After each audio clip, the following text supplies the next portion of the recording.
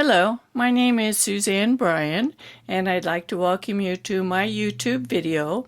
In this video, I'm going to demonstrate how to start an asymmetrical scarf. So I'm going to show you by doing a little drawing first. We're going to cast on 5 stitches. And then we're going to work a wrong side row, and in that wrong side row, the last stitch, we're going to work a knit front and back, which will give us a 1 stitch increase. Then the next row, we're going to knit 2 and do a yarn over, work to the end of the row, and do a knit 2 together.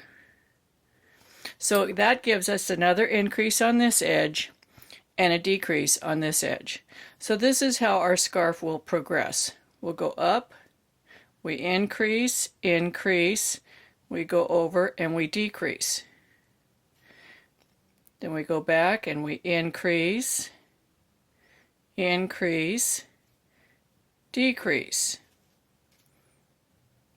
increase, decrease. So what's happening here is that every time we have 2 rows completed, we will have made 2 increases on this edge and 1 decrease on this edge. So our scarf will slowly get wider on this side and narrower on this side. So it makes a very long scarf that's shaped like this. It's similar to a triangular shawl, but it's more elongated. A triangular shawl is going to be like this, and a crescent shawl is going to be like this. So it's kind of a combination between the crescent shawl and the triangular shawl. We get an asymmetrical design. This would be your bind off edge. Here's your cast on, bind off. So let me show you how we do that. And there's a variety of ways to do this. You'll see different directions in different projects, but I start by casting on 5 stitches. And these I cast on tightly. Usually I recommend casting on to the gauge you want to get. For the start of this shawl, go ahead and cast on tightly. It's okay. Let's increase this. So that was technically your right side row. Now we're going to do a wrong side row for the method that I'm showing you, and I'll talk about other methods as we go along. So this is a wrong side row. This would be row 1, your wrong side row. 1, 2, 3, 4, and in the last stitch we're going to work a knit front and back, and that's going to give us 1 increase on the right edge. We turn the work. Now we have 6 stitches. Then this is our first right side row. This is row 2. So we're going to knit 2, yarn over, and knit until 2 stitches remain.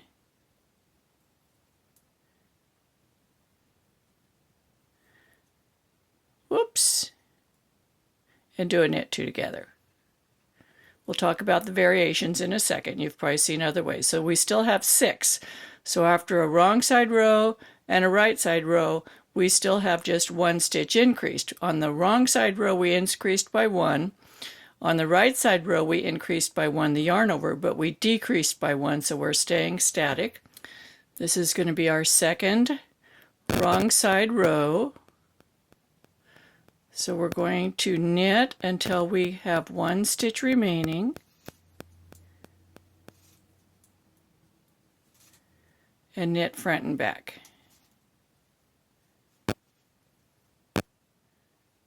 Now we're going to have our second right side row.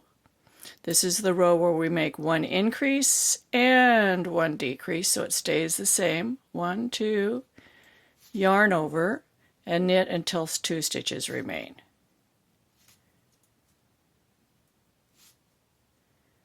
And that's all there is to it. You just continue doing this. I'm going to continue knitting, and while I'm doing that, I'm also going to talk. So some people choose to do both of the increases that are on the right edge in the same row, and that is okay. And there's a variety of increases that you can use. For example, I'll show you one when we get to the end of this row. Knit front and back. So let's say that you wanted to do both of your increases on the right side row. You could choose to knit one, and then you could knit one, yarn over, knit one, let me get a knit one, yarn over, knit one. That's one choice. Another choice is knit front, knit back, knit front. You see that a lot. And then you would work to the end of the row. Either one of those is fine. And you would work your knit two together. Or you can work an SSK. This is personal preference, what you want this edge to look like. I like knit two together, but you may like SSK. Whatever it is you decide to do for your decrease on this edge, it is a single decrease. You're taking 2 stitches and decreasing them to 1. And I would just be consistent. Either do them all knit two togethers or all SSKs. Now we're going to talk about another variation of this, and we're going to talk about the advantages and disadvantages of each one. So I'm going to work back over here. I'm not doing a knit front and back this time because we did both the increases on the right side row. So on the wrong side row, you're just knitting all the way back. So I've already demonstrated the 2 main choices for doing this, and that is working the knit front and back at the end of a wrong side row in the last stitch, followed by a yarn over in the next row, and this will give you an eyelet. Then the other alternative is to knit one and then do a double increase. We did the knit front, back, front here. It still leaves you a little hole where you made it. You see that? Not as big as the eyelet. Knit to the end, knit two together, or SSK, and then work all the way back. So both of those increases for that set were worked in one row. Whereas here we worked an increase this way. On the wrong side row, we worked an increase at the end, and at the beginning of the right side row, we worked our second increase. So there's still 2 increases for this garter ridge. On this garter ridge, both the increases were worked on the right side row. Now let's say you like this method, but you don't want the eyelet. What you can do is you can make the yarn over, just like we did, knit to the end of the row and knit 2 together. All of these things are personal choices, and you'll see different designers use different methods, but the end result is the same, and that is that you're getting 2 increases along the right edge with 1 decrease on the left edge, which gives you the asymmetrical shape. Now, we just did the eyelet, so we had that single increase.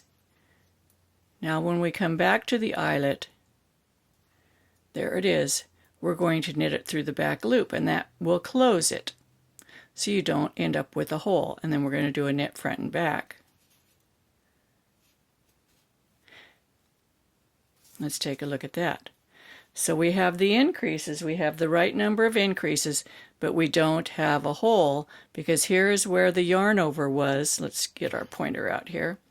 This was the yarn over right here, and when we knitted it through the back, it closed it. Let's increase this a little more so you can see it. This is where we made the yarn over. Then when we knitted it through the back, you can see it twisted it, so it makes it less visible. You still have a little bit of a hole there, about the same, well, it's actually smaller than the hole where you had did the knit front, back, front, and this is the hole just from the yarn over. So let's take this and slide it over to we're starting to see our shape that we're getting. You can see, so here, if we line the rows up, so that they're horizontal. The garter ridges are horizontal. We can see, here's our cast on. The 5 stitches that we cast on are right here. 1, 2, 3, 4, 5. That's our cast on row. Then we did a wrong side row. Then we did our yarn over here on the right side row. Then a wrong side row. And on this one, we did the knit front, back, front. Come over, and on this one, we did the yarn over, but we knitted it through the back loop on the returning row. So the shape that we're getting is this asymmetrical shape. You can see if we put the stitches horizontally that this edge is slanting to the right, and this edge is also slanting to the right, but at a more severe angle. So what happens is, this is a sample here. This is the sample that actually goes with this tutorial.